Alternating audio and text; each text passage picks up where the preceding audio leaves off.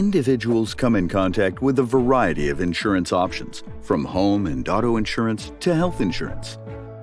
By definition, insurance is a guarantee of payment for damage, loss, illness, or death in return for a premium payment. For example, life insurance pays a beneficiary a sum of money to an individual when the insured passes away. But what insurance pays you when you get injured or become ill? How will you continue paying your bills during this time? Disability insurance, aka paycheck insurance, is designed to pay you a portion of your income when you are unable to work. Surprisingly, 1 in 2 individuals will encounter a disability in their lifetime. Disability insurance can be purchased on an individual basis or as part of a group, typically through an employer.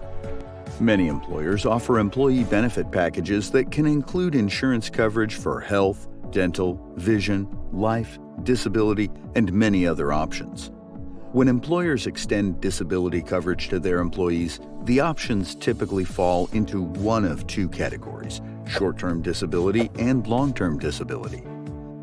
Short-term disability coverage provides a benefit to an individual for a designated length of time. This period can last for up to 2 years, but is typically coordinated with a long-term disability policy. These benefit periods are typically 3 to 6 months before the long-term disability benefit would begin. Many policies have a waiting period that must be satisfied before benefits begin.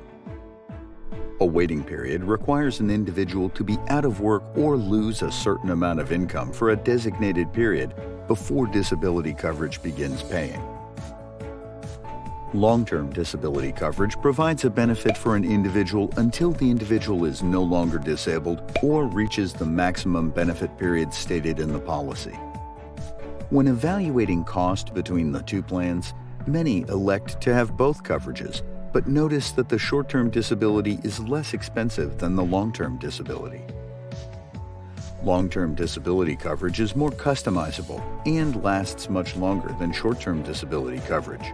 Therefore, the premium is higher for this coverage. Let's look at an example of how these 2 policies benefit an individual.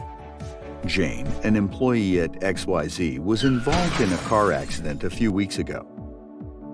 During open enrollment, she elected to have both short and long-term disability coverage. Her short-term disability coverage will kick in after she has served her waiting period, which in this case is 14 days. So the coverage will start on the 15th day. As a few months pass, Jane has not progressed the way the doctors had hoped, and she has lost mobility in her legs. Jane's short-term disability coverage lasted 90 days, and her long-term disability coverage will kick in on the 91st day. She will continue on her long-term disability coverage until the maximum benefit period is reached. Jane's situation was unfortunate, but thankfully she did have coverage to protect her income, which allowed her to continue to provide for her family and pay medical expenses. It is generally accepted to protect your home, vehicles, and life from unexpected events. Shouldn't your income be considered a valuable asset as well?